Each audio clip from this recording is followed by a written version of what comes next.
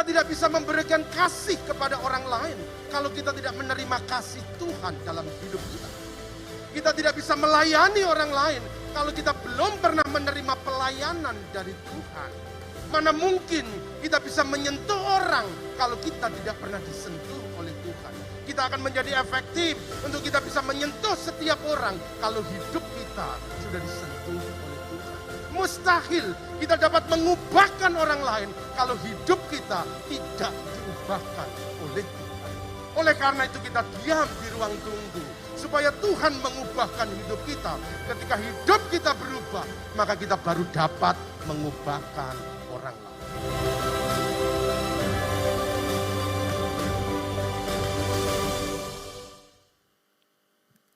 Haleluya. Selamat pagi Bapak Ibu dan saudara-saudara sekalian yang dikasihi Tuhan. Salam sejahtera di dalam kasih Tuhan Yesus Kristus. Saya berharap pagi hari ini adalah hari yang diberkati oleh Tuhan. Hidup saudara penuh dengan sukacita, sejahtera, sehat senantiasa. Amin. Kita pakai masker tidak bisa memberikan senyum ke kanan dan ke kiri kita, tapi minimal saudara boleh tengok kanan kiri saudara. Itu adalah saudara-saudara kita di dalam Tuhan. Haleluya. Haleluya. Saudara-saudaraku yang dikasihi oleh Tuhan Yesus Kristus, tidak terasa tahun 2021 akan segera berlalu. Tetapi hari ini kita masih ada di ruang tunggu. Dan pagi hari ini kita akan belajar pada seri yang ke-7 tentang ruang tunggu. Kita semua menyadari bahwa kehidupan tidak ada yang berjalan secara instan. Semuanya harus berjalan sesuai dengan proses yang Tuhan sudah tetapkan. Menunggu memang kadang-kadang melelahkan, tetapi jangan pernah bosan. Sebab orang-orang yang menunggu dengan kesabaran, maka pada akhirnya mereka akan menemukan kebahagiaan. Orang-orang yang menunggu dengan setia, maka pada akhirnya mereka akan mendapatkan hasil yang sempurna. Kita tidak bisa mendahului apa yang Tuhan telah tentukan. Sebab ketika kita ingin segala sesuatu berjalan dengan cepat, maka pada akhirnya itu adalah kerusakan, kehancuran, bahkan kegagalan yang akan kita dapati. Saudara-saudaraku yang dikasihi oleh Tuhan Yesus Kristus. Menunggu kadang-kadang memang tidak menyenangkan. Tetapi mau tidak mau, kita memang harus kadang-kadang menunggu sampai dengan waktu-waktu yang Tuhan telah tentukan. Ada orang yang berdoa menunggu begitu lama. Kadang-kadang bosan, berhenti di tengah jalan. Tetapi hari ini mari kita akan belajar bersama-sama. Kenapa Tuhan selalu membawa kita masuk di dalam ruang tunggunya Tuhan? Kita sudah mempelajari beberapa alasan-alasan kenapa kita ada di ruang tunggunya Tuhan. Yang pertama bahwa ruang tunggu itu melatih kesabaran kita. Menunggu selalu akan membentuk kesabaran kita menjadi lebih baik. Dengan menunggu maka kesabaran kita akan diasah. Dengan menunggu maka kesabaran kita akan ditingkatkan. Kadang-kadang dalam hidup ini bukan karena ketidakmampuan yang membuat kegagalan, tetapi karena tidak adanya kesabaran dalam hidup kita. Percayalah, semua masalah yang engkau hadapi dengan sabar, pada akhirnya kita akan dapat menyelesaikan. Orang-orang yang gak sabar, akhirnya menemui kegagalan. Saul, dia tidak sabar. Dan apa yang terjadi? Yang seharusnya dia menduduki takhta Israel beserta dengan keturunannya, tapi dia disingkirkan, ditolak oleh Allah karena ketidaksabarannya. Yang kedua, saudaraku, bahwa kenapa kita ada di ruang tunggu? Karena di ruang tunggu kita menanti untuk diperlengkapi dengan kuasa ilahi. Kita tidak mungkin berjalan seorang diri. Kita butuh tuntunan, kita butuh kuasa, kita butuh kekuatan, yaitu kuasa ilahi, Roh Kudus. Itulah sebabnya kita harus menanti di ruang tunggu supaya kita diperlengkapi dengan kuasa ilahi. Yang ketiga, menunggu itu adalah sebuah ujian. diuji. Ya. Gadis-gadis, pemuda-pemuda, barangkali engkau masih menunggu. Sudah setahun, tapi juga belum ada jawaban, Om. 2 tahun, juga belum ada jawaban, Om. Engkau sedang diuji. Apakah engkau setia atau tidak? Maka tetaplah menunggu. Amin. Yang gadis aja, yang muda aja, yang tua-tua enggak usah. Berikutnya, kita ada di ruang tunggu supaya kita mendapat kekuatan yang baru. Hidup ini banyak masalah. Di tengah-tengah masalah yang kita hadapi, kadang-kadang kita lelah. Kita nggak kuat lagi, kita nggak mampu lagi. Bahkan tidak sedikit di antara kita mungkin menyerah. Itulah sebabnya ketika engkau lelah, engkau perlu masuk ke ruang tunggunya Allah. Supaya kita mendapat kekuatan yang baru. Ini prinsip. Tidak ada orang yang bekerja seharian penuh tanpa istirahat. Kadang-kadang mereka harus jeda sejenak. Untuk beristirahat. Memulihkan kekuatan. Supaya kita bisa bekerja kembali. Saudara-saudaraku yang dikasihi oleh Tuhan Yesus Kristus. Berhenti itu tidak salah. Tetapi jangan berhenti untuk mengakhiri. Berhentilah sejenak untuk memperbaharui kekuatan. Karena perjalanan yang kita hadapi masih panjang. Hidup ini harus terus berjalan. Hidup ini harus terus dilakukan. Oleh karena itu kalau lelah, masuklah ke ruang tunggu Allah. Dan maka Dia akan memberikan kekuatan yang baru di dalam hidup kita. Yang kelima, kita menerima dari Tuhan agar dapat membagikan orang. Tadi potongan khotbahnya ada. Kita nggak mungkin mengasihi kalau kita nggak menerima kasih dari Tuhan. Kita nggak mungkin mengampuni kalau kita nggak pernah mengalami apa artinya diampuni. Oleh karena itu duduk diamlah di ruang tunggunya Tuhan. Izinkan Tuhan yang melayani supaya kita bisa melayani sesama kita. Suami-suami, perbanyaklah duduk di kaki Tuhan. Supaya kasihnya mengalir. Sehingga kita dapat mengasihi istri kita. Apapun yang terjadi. Demikian pula dengan istri-istri. Duduklah di kaki Tuhan dan izinkan Tuhan melayanimu. Sehingga ketika istri bangkit berdiri dan melayani suami. Bukan menjadi beban. Tapi menjadi kesukaan. Karena dia tahu, aku sudah dilayani oleh Tuhan. Yang keenam. Di ruang tunggu kita diam. Agar Tuhan yang berperang. Kadang-kadang kita menghadapi persoalan yang begitu besar. Dengan segala daya upaya yang kita lakukan, kita tidak mampu menghadapinya. Dan ketika kita sudah tidak mampu lagi menghadapi masalah kehidupan, tantangan, persoalan, kesulitan, penderitaan, apapun itu. Kalau engkau sudah tidak mampu, maka duduklah di kaki Tuhan. Dan katakan, Tuhan aku enggak kuat. Tuhan aku enggak mampu lagi. Dan biarkan Tuhan yang berperang. Ganti kita. Hari ini kita akan memasuki pada seri yang ke-7. Kenapa Tuhan membawa kita masuk di ruang tunggunya? Di ruang tunggu kita diam agar dapat melihat Tuhan. Kalau yang keenam kita diam dan biarkan Tuhan yang berperang, tetapi sekarang di ruang tunggu kita diam agar kita dapat melihat Tuhan. Mari kita baca Mazmur 46 ayat yang ke-11. Saya mengajak seluruh jemaat Tuhan yang ada di gedung gereja ini, di Beth Eden maupun saudara yang di rumah masing-masing. Mari kita baca ayat ini dengan bersuara. Biarlah itu merema di hati saudara. Mazmur 46 ayat yang ke-11.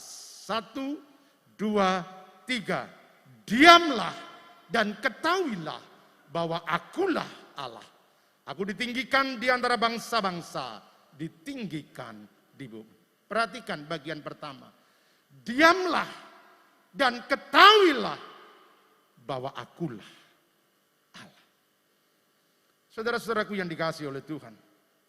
Lebih 2 tahun virus corona ini mengguncang dunia. Dimulai dari kota Wuhan, Tiongkok. Lalu menyebar ke banyak negara, ke seluruh dunia.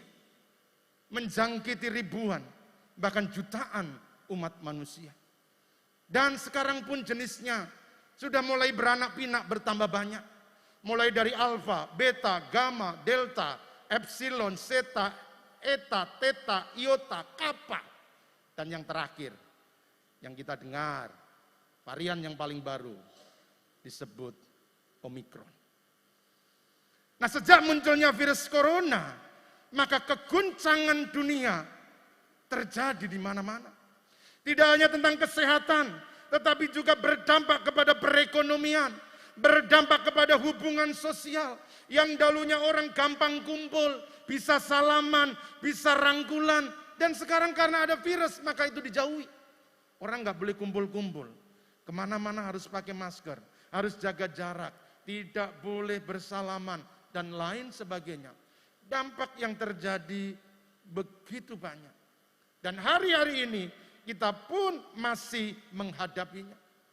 Kesulitan ekonomi terjadi, kesulitan keuangan terjadi. Dan kalau kita berbicara tentang tantangan, kalau kita berbicara tentang hal-hal yang menakutkan, maka bukan itu saja. Hari-hari ini kejahatan-kejahatan terjadi di mana-mana. Kalau saudara menyaksikan televisi, maka kita akan melihat bagaimana peningkatan kejahatan itu terjadi. Semakin hidup sulit, maka kejahatan dengan sendirinya akan mengikutinya.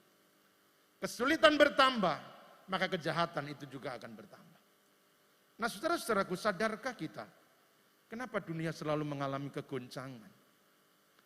Baik yang bersifat jasmani, sosial, keamanan, kesehatan, apapun itu, dunia akan selalu mengalami kegoncangan. Kita tidak dapat menghindari datangnya kegoncangan. Goncangan pasti akan terjadi. Tetapi yang penting adalah bagaimana kita menyikapi kegoncangan yang terjadi. Karena sejarah telah membuktikan sejak langit dan bumi diciptakan, maka kegoncangan-kegoncangan itu dialami di atas bumi ini. Goncangan demi goncangan selalu terjadi. Tetapi bukan itu yang menjadi persoalannya. Kegoncangan pasti terjadi. Tapi yang utama adalah bagaimana kita menghadapi. Saudaraku yang dikasihi oleh Tuhan. Ketika kegoncangan itu terjadi, maka banyak orang mulai panik. Orang khawatir. Bahkan tidak sedikit mereka yang mengalami ketakutan. Akibatnya apa? Orang-orang mulai kehilangan harapan. Orang-orang mulai kehilangan keberanian. Mereka hanya melihat ancaman dan bukan kemenangan. Di tengah-tengah goncangan orang hanya melihat kelemahan dan bukan kekuatan.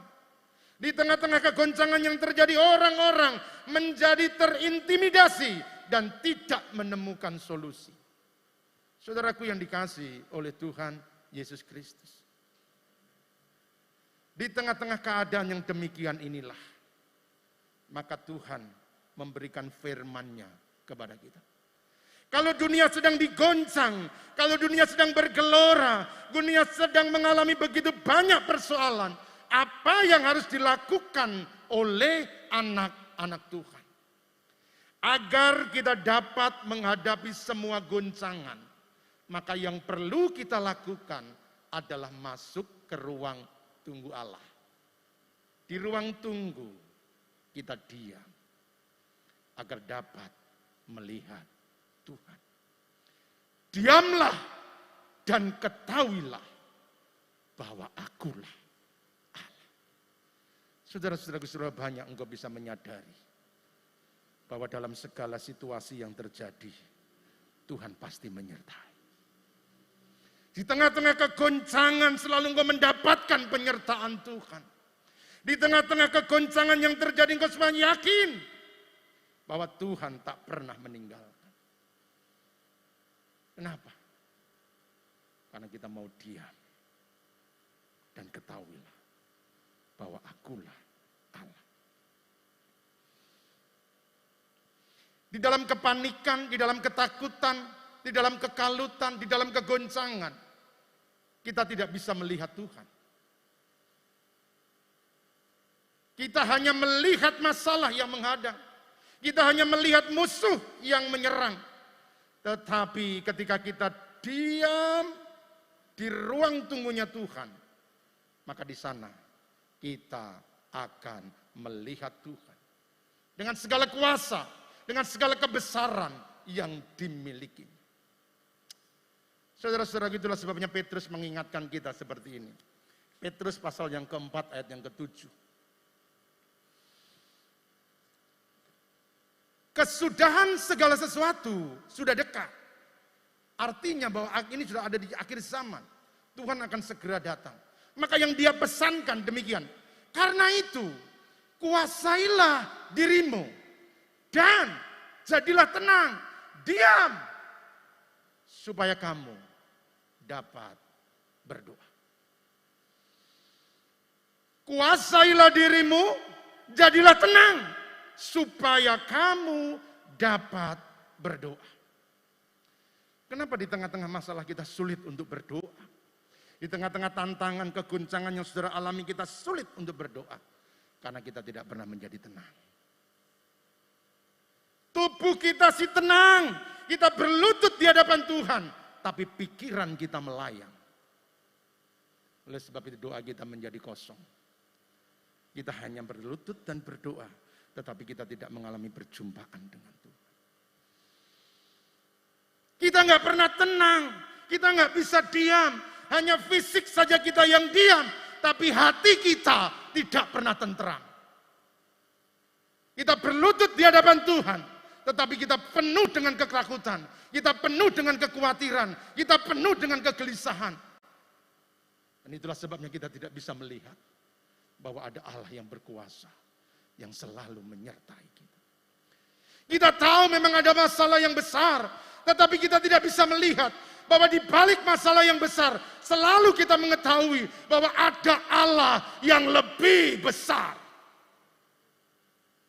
Kita hanya melihat kebesaran masalah, kita hanya melihat kebesaran persoalan, tetapi kita tidak bisa melihat kebesaran dan kuasa Tuhan. Kenapa? Karena kita tidak menjadi tenang dan diam. Saudara-saudara, itulah sebabnya perlu untuk kita masuk ke ruang tunggunya Tuhan. Dan mulai tenangkan. Tawan pikiranmu kepada pikiran Kristus. Tawan hatimu hanya fokus kepada Tuhan. Jadilah tenang supaya kamu dapat berdoa. Mari kita melihat sebuah contoh. Matius 14 ayat yang ke-20. Nah, contoh yang sering kali kita lihat ini. Kisah ketika murid-murid berada di tengah-tengah Danau Galilea dan mereka menghadapi badai yang besar. Dan ketika badai itu datang menghantam perahu mereka. Mereka ketakutan. Di tengah-tengah ketakutan, maka Yesus datang hendak menolong mereka. Yesus berjalan di atas air. Tetapi ketika Tuhan mendekat, Tuhan menghampiri mereka. Apa yang terjadi? Ketika murid-muridnya melihat dia berjalan di atas air, mereka terkejut dan berseru, itu hantu. Lalu berteriak-teriak karena takut. Bukankah yang datang adalah Tuhan yang berkuasa? Bukankah yang datang adalah Tuhan yang dahsyat? Bukankah yang datang adalah Tuhan yang memiliki kemampuan tak terbatas? Tetapi karena ketakutan, karena gelombang, karena keadaan, maka mereka berteriak-teriak, itu hantu. Kadang-kadang ketakutan-ketakutan yang kita alami menghalangi pandangan kita untuk melihat kebesaran Tuhan. Masalah-masalah yang kita hadapi kadang-kadang menutup mata iman kita bahwa ada Tuhan yang selalu berkuasa untuk menolong kita. Itulah sebabnya sekali lagi Bapak Ibu, diam, jadilah tenang supaya engkau dapat berdoa. Saya tahu di antara saudara ada yang sedang mengalami persoalan yang besar. Saya memahami. Ada kesulitan-kesulitan yang sedang engkau hadapi pada hari-hari ini. Diammu di tempat ini selalu menyimpan pergumulan-pergumulan yang tersembunyi di dalam hati. Tetapi kalau firman Tuhan ini datang kepada kita, maka firman ini mengingatkan kita supaya kita diam dan dapat melihat Tuhan. diamlah agar kita dapat melihat Tuhan. Mengapa kita harus diam? Begini saudara. Apa yang Anda lihat, apa yang kita lihat, itu menentukan apa yang kita dapat. Perhatikan, apa yang Anda lihat, itu menentukan apa yang Anda dapat. Karena apa yang kita lihat, itu menentukan apa yang kita kerjakan. Dan yang kita kerjakan, itu menentukan apa yang kita dapatkan. Itulah sebabnya penting untuk kita mengarahkan pandangan kita. Fokus kepada Tuhan, fokus kepada kuasanya. Supaya kita juga dapat kebesarannya. Kita juga mengalami kuasanya.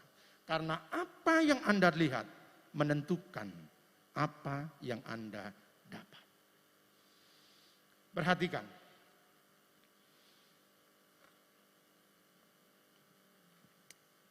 Kalau mata saudara melihat lawan, maka saudara hanya akan mendapatkan ketakutan. Tetapi kalau kita melihat Tuhan, maka kita akan mendapatkan keberanian. Melihat lawan membuat kita ketakutan, melihat Tuhan memberikan kita keberanian. Sayangnya murid-murid hanya melihat gelombang yang bergelora. Murid-murid hanya melihat kebinasaan yang sedang mengancamnya. Itulah sebabnya mereka kehilangan keberanian untuk menghadapi gelombang. Karena mata mereka hanya mengarah kepada kesulitan. Mata mereka hanya memandang kepada badai yang sedang terjadi. Tetapi mata mereka tidak melihat Tuhan yang sedang menghampiri. Apa yang Anda lihat menentukan apa yang Anda dapat. Persoalan itu pasti akan ada. Tidak ada orang yang tidak punya masalah. Dari mulai anak-anak sampai yang lansia, itu punya masalah. Kata orang, cuma orang gila yang gak punya masalah. Gak mikir orang gila itu. Makan apa saja bisa. Tidur di mana saja gampang. Siang malam tidak jadi persoalan. Mau corona, tidak corona, tidak jadi masalah. Karena memang orang gila yang tidak punya. Makanya kalau saudara pengen tidak punya masalah, jadilah. Bukan. Tapi itulah kehidupan. Kita tidak bisa menghindari persoalan. Akan selalu datang persoalan. Silih berganti di dalam hidup ini. Tetapi perhatikan yang Anda lihat. Menentukan yang Anda dapat. Melihat lawan saudara ketakutan. Tapi melihat Tuhan selalu ada keberanian. Lawanku memang besar. Tapi Tuhanku lebih besar. Persoalanku memang berat. Tetapi Tuhanku maha dahsyat. Amin. Melihat tantangan mendatangkan kelemahan. Tapi melihat Tuhan mendatangkan kekuatan Tuhan. Masalahnya memang besar, gak kuat Tuhan. Gak mampu Tuhan. Tapi kalau sudah melihat, aku punya Tuhan yang besar. Aku punya Tuhan yang perkasa. Aku punya Tuhan yang luar biasa. Maka kita akan mendapat kekuatan. Oleh sebab itu diam. Dan lihatlah, akulah Allah. Saudaraku yang dikasihi oleh Tuhan Yesus Kristus, melihat besarnya masalah, kita hanya menemukan kemustahilan. Tetapi melihat besarnya Allah, engkau akan selalu menemukan kemungkinan-kemungkinan di dalam hidupmu. Saudara-saudara, kalau enggak hanya melihat kebesarannya masalah, maka mustahil, kayaknya enggak mungkin Tuhan. Mana bisa, terlalu besar, terlalu kuat. Apa sih saya, apa yang saya miliki? Alihkan pandanganmu dan lihatlah Tuhan. Bersama Tuhan selalu ada kemungkinan. Bersama Tuhan selalu ada jalan keluar. Bersama Tuhan selalu ada solusi. Memang tidak mudah, tetapi bersama Allah kita selalu bisa. Saudara-saudaraku yang dikasihi oleh Tuhan. Sebab itu mari diam dan lihatlah Tuhan.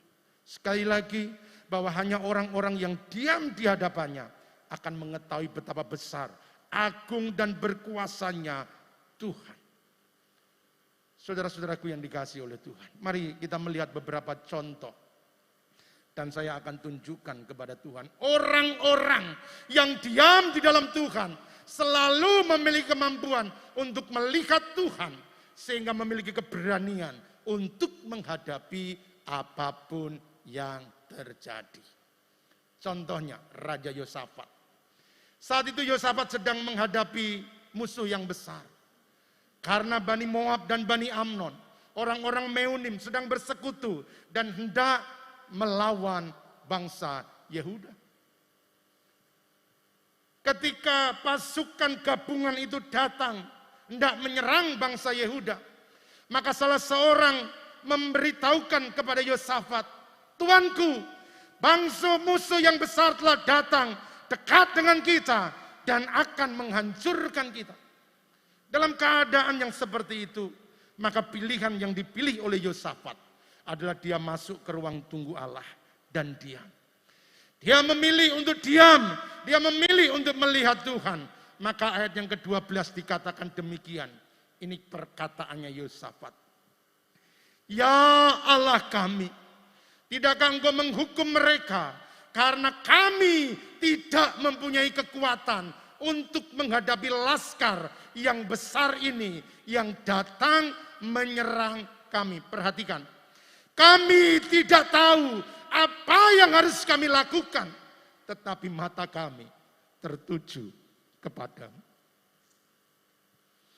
Kami tidak tahu apa yang harus aku lakukan, tetapi mata kami tertuju kepadamu. Kadang-kadang dalam kehidupan kita terpojok seperti ini. Enggak ada jalan keluar, mentok. Semua usaha telah kita lakukan. Semua cara telah kita coba. Semua daya telah kita keluarkan. Semua kekuatan telah kita habiskan. Tapi juga masalah tidak bisa diselesaikan. Nggak ada solusi. Menyerah. Kalau memang itu yang terjadi, maka pilihlah seperti Yosafat. Kami nggak tahu apa yang harus kami lakukan. Tetapi mata kami tertuju kepadamu. Saudara-saudaraku yang dikasihi oleh Tuhan.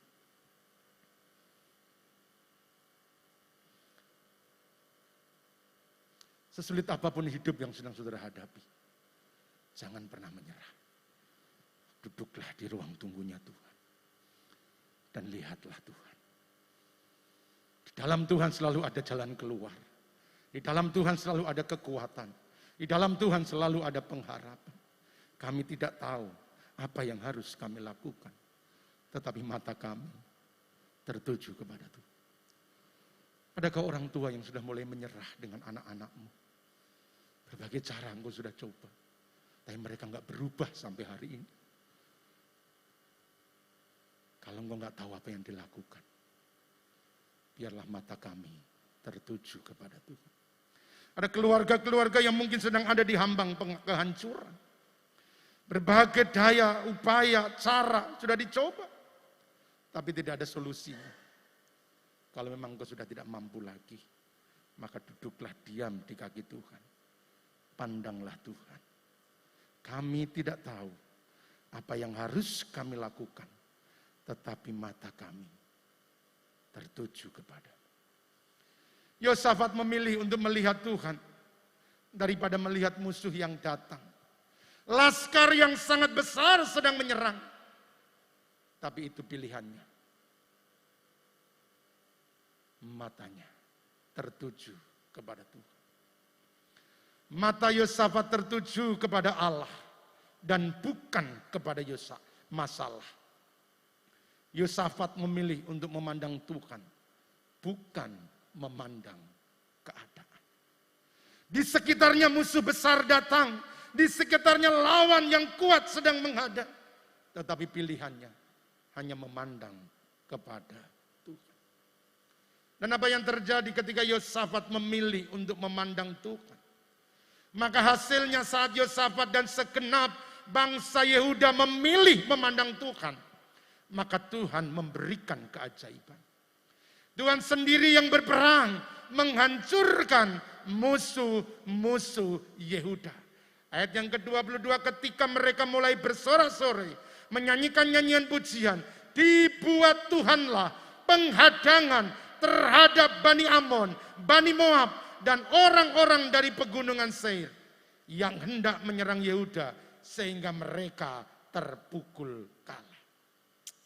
Saudara-saudaraku yang dikasihi oleh Tuhan, kita selalu diingatkan bahwa ketika kita mengangkat tangan, maka Tuhan akan selalu turun tangan. Dan inilah yang dilakukan oleh Yosafat. Kami tidak tahu apa yang kami lakukan. Kami menyerah, kami mengangkat tangan. Dan Tuhan turun tangan. Musuh-musuhnya. Yehuda nggak perlu perang. Tetapi Tuhanlah yang melakukan penghadangan. Sehingga kemenangan itu dialami oleh bangsa Yehuda. Sekarang yang kedua, tokoh yang sangat terkenal. Ya orang yang bernama Ayub. Kita semua tahu kisahnya Ayub. Dia mengalami duka cita yang sangat mendalam. Karena 10 anaknya mati dalam waktu yang bersama-sama. Bukan itu saja. Bukan kehilangan 10 anak sudah memberikan duka yang dalam. Tetapi pada saat yang sama maka seluruh kekayaannya pun hilang. Ternak-ternaknya di ladang tiba-tiba dirampok orang. Dan hari itu semua lenyap. Usaha bertahun-tahun yang telah dia lakukan. Kerja keras yang dia kerjakan bertahun-tahun. Bahkan mungkin berpuluh-puluh tahun. Hilang seketika. Lenyap sesaat. Tidak ada yang tersisa lagi. Dalam keadaan yang demikian. Penderitaannya nggak berhenti di situ. Satu-satunya harapan dia. Harta hilang nggak apa-apa. Kekayaan hilang nggak apa-apa. Yang penting sehat. Yang penting kuat. Uang hilang tapi masih bisa bekerja. Nanti kita bisa mengumpulkan. Tapi ternyata kesehatannya pun hilang. Dia mengalami sakit borok. Kekayaannya habis. Anaknya mati 10 bersama-sama. Dan sekarang dia terpuruk. Karena dia sakit. Bukan sakit biasa. Bukan pilek, bukan corona. Tapi Alkitab katakan itu sakit barah. Dari ujung kepala sampai ujung kaki. Tidak bisa berbuat apa-apa. Keadaannya memang sangat mengenaskan. Dan saya rasa belum ada tokoh di dunia ini yang mengalami penderitaan seperti Ayub. Belum ada satu tokoh yang mengalami keadaan sama seperti Ayub. Mengalami duka cita yang begitu mendalam. Di tengah-tengah keadaan yang demikian inilah apa yang dilakukan oleh Ayub. Mari kita lihat Ayub 16 ayat yang ke-20. Perhatikan. Ini luar biasa ketika saya mempelajari hidupnya Ayub. Sekalipun aku dicemoohkan oleh sahabat-sahabatku.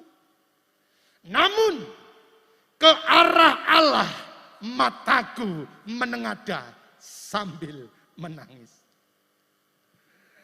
Sekalipun aku dicemoohkan oleh sahabat-sahabatku. Ini manusiawi. Kalau kita sukses, kita berhasil. Banyak orang yang datang. Banyak sahabat. Tetapi ketika kita jatuh, ketika kita miskin, maka dulu yang dekat dengan kita akan meninggalkan. Kalau kita berhasil, kita sukses, banyak orang memuji. Tapi ketika kita jatuh, semua orang menjauhi. Dan itulah yang dialami oleh Ayub. Oh, dulu banyak sahabat-sahabatnya. Dulu banyak teman-temannya. Tetapi ketika dia terpuruk semuanya habis. Maka orang-orang hanya mencemooh dia.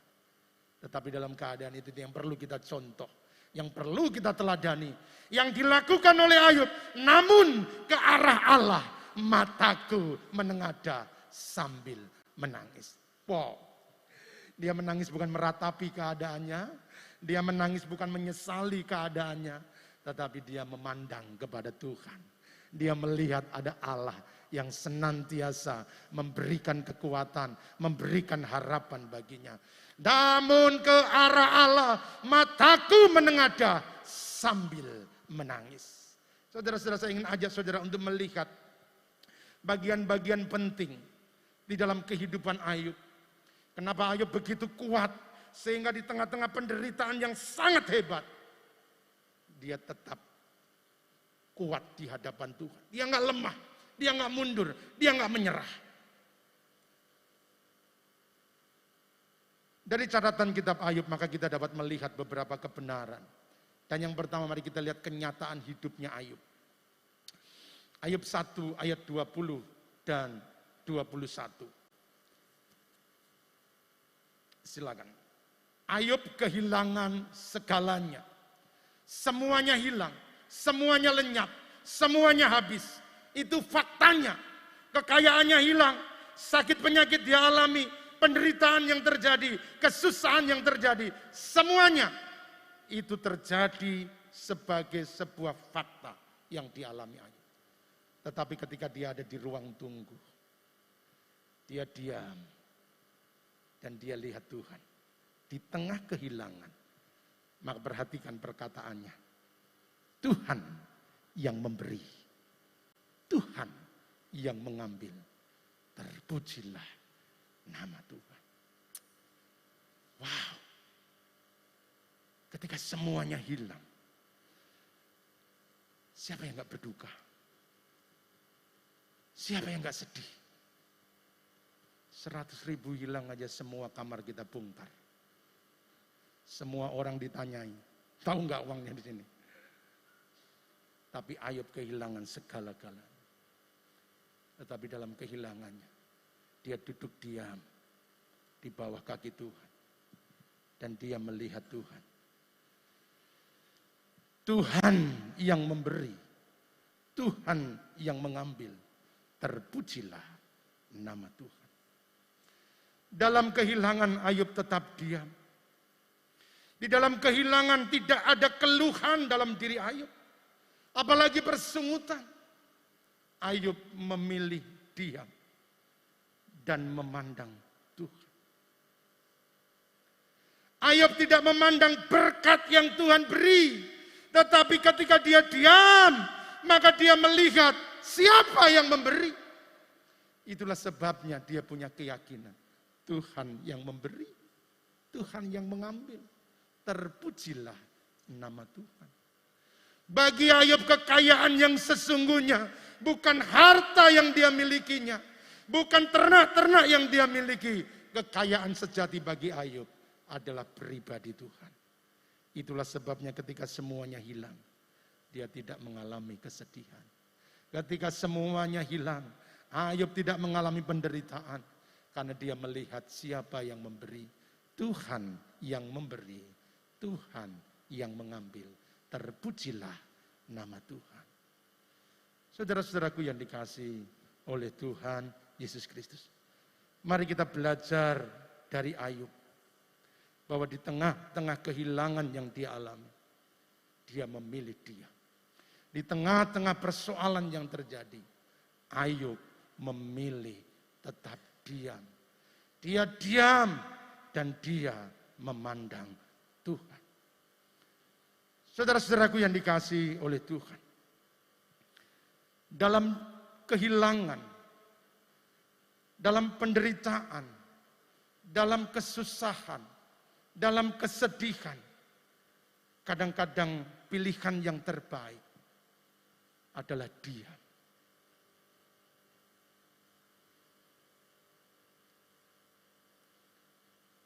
Kalau saudara mengalami kesedihan, kesusahan, penderitaan, belajarlah dari Ayub.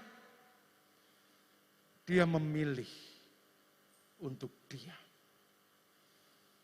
Oleh sebab itu apapun yang sedang saudara hadapi, pilihlah untuk diam. Daripada menjelaskan apa yang Anda rasakan.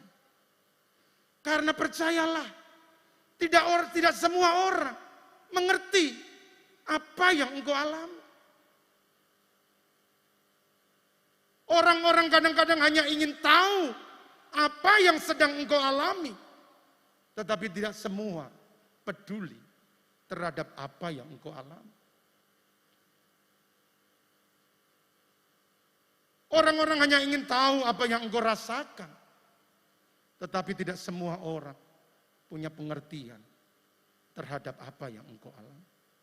Itulah sebabnya, pilihlah untuk diam. Daripada engkau menjelaskan, daripada akhirnya menambah sakit yang engkau rasakan. Engkau pikir kalau engkau menjelaskan kepada seseorang, maka seseorang akan bisa menolong. Bukan menolong, tapi justru menggosipkan. Bukan memberikan solusi, tetapi justru membebani. Oleh karena itu, pilihlah seperti Ayub. Ketika semua hilang, di dalam kesusahannya, dia memilih diam. Dan dia melihat ada Tuhan. Ketika sahabat-sahabatnya pergi menjauhi, tetapi di tengah keheningan, di dalam diamnya, di kaki Tuhan, dia tahu semua orang boleh pergi, semua orang boleh tinggalkan, tetapi selalu ada Tuhan yang menyertai, selalu ada Tuhan yang menemani. Firman Allah berkata, dapatkah seorang wanita melupakan bayi yang dilahirkannya? Sekalipun ia dapat, aku, kata Tuhan, sekali-kali tidak akan meninggalkan.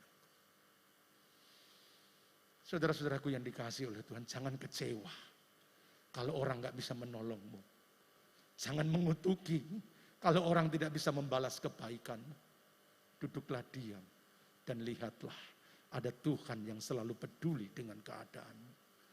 Ada Tuhan yang selalu mengerti dengan apa yang engkau alami. Ada Tuhan yang selalu menyertai apapun situasi yang sedang engkau hadapi. Oleh karena itu perbanyaklah diam. Nggak usah diumbar di Facebook, diceritakan macam-macam.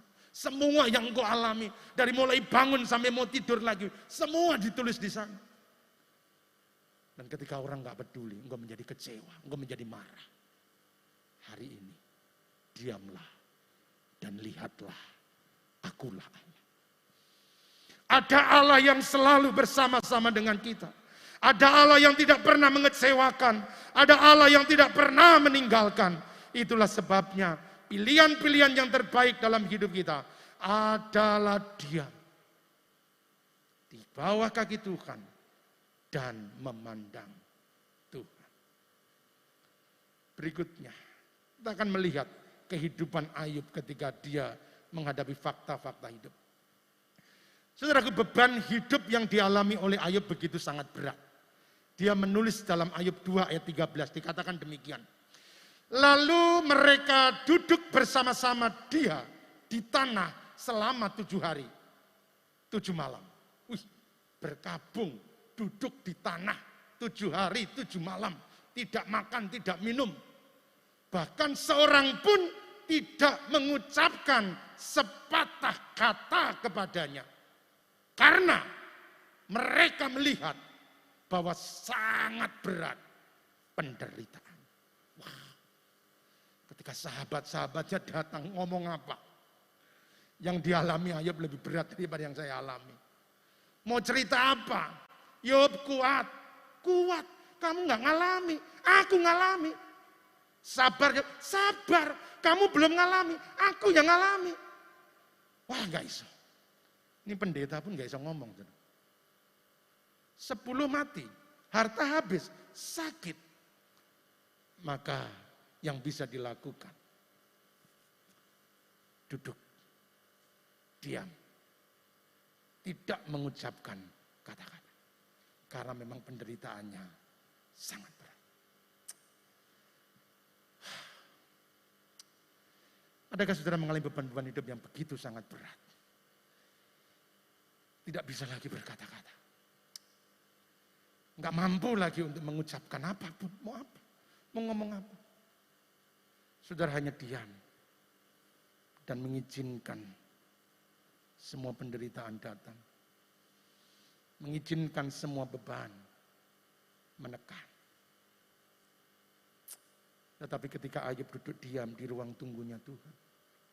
Ketika sahabat-sahabatnya tidak bisa berkata-kata. Sahabat-sahabatnya tidak bisa memberikan perkataan-perkataan yang menguatkan. Tidak bisa memberikan dorongan. Tidak bisa memberikan apapun harapan bagi Ayub. Karena memang penderitaannya begitu berat.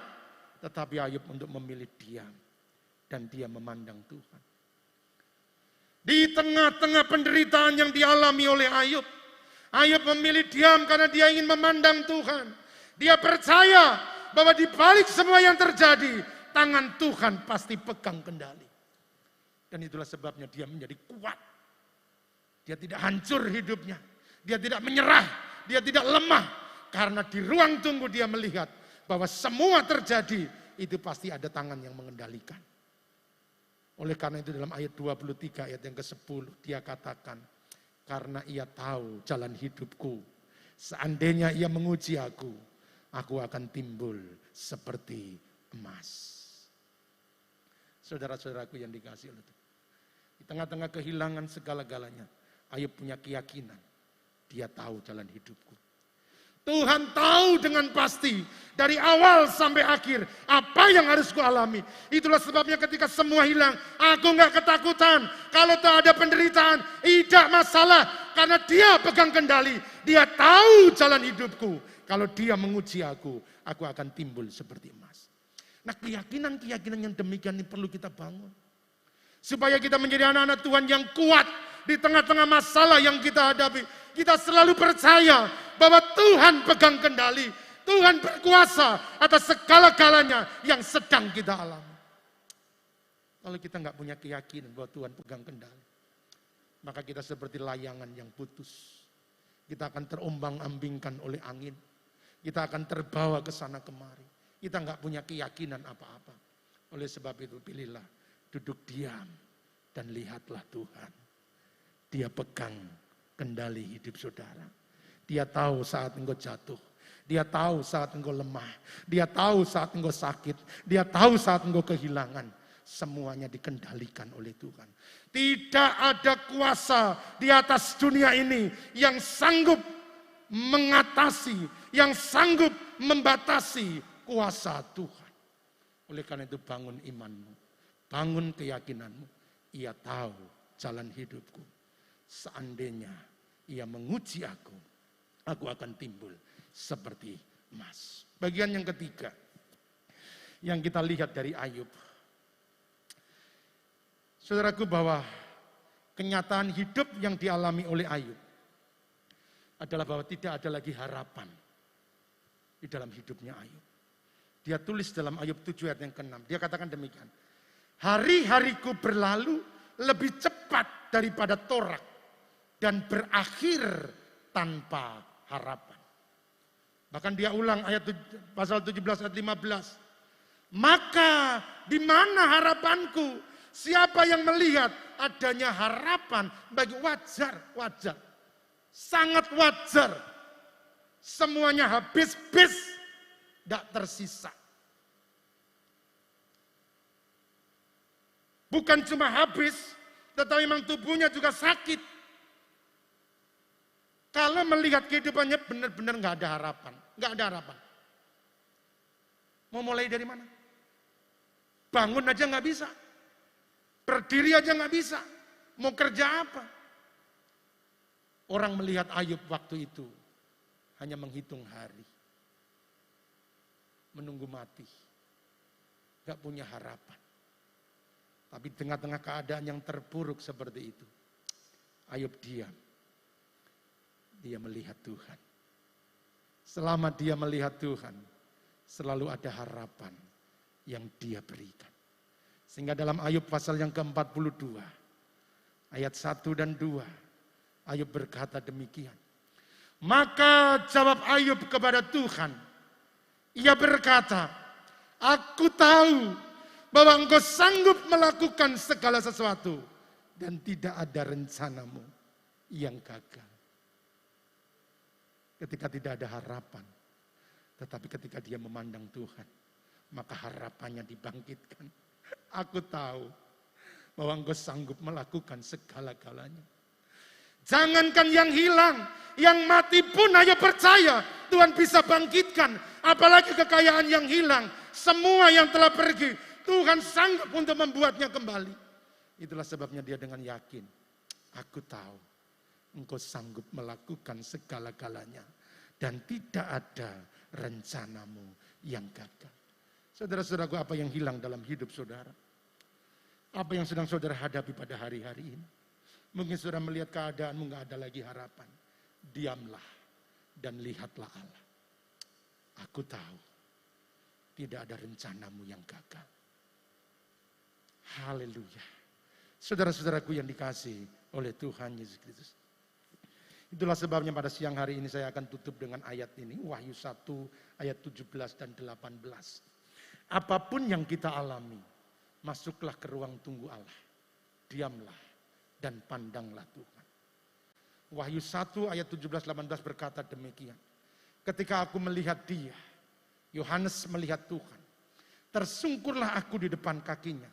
Sama seperti orang yang mati. Tetapi ia meletakkan tangan kanannya di atasku. Lalu berkata, jangan takut. Aku, kata Tuhan, adalah yang awal dan yang akhir dan yang hidup. Aku telah mati, namun lihatlah, aku hidup sampai selama-lamanya.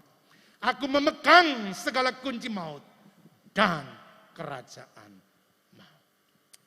Dialah Allah kita, Tuhan Yesus Kristus. Dia pegang kendali atas alam semesta. Dia memegang kunci maut dan kunci kerajaan maut. Tidak ada setan yang sanggup menjamah kita kalau Tuhan tidak izinkan. Satu-satunya kekuatan setan bisa menjamah Ayub karena Tuhan mengizinkan. Tapi hari ini dapatkah engkau melihat Tuhan? Akulah yang awal dan akulah yang akhir. Artinya dalam segala perjalanan dari awal sampai akhir, Tuhan terus menyertai saudara. Ketika saudara memulai, ada Tuhan. Ketika saudara menjalani, ada Tuhan. Dan ketika saudara mengakhiri, selalu engkau temukan Tuhan. Dalam segala keadaan, dalam segala situasi, selalu ada Tuhan di tengah-tengah kehidupan saudara. Sebab itu mari bangkitlah imanmu. Pandanglah Tuhan. Bahwa ada harapan-harapan baru yang Tuhan berikan kepada kita. Tuhan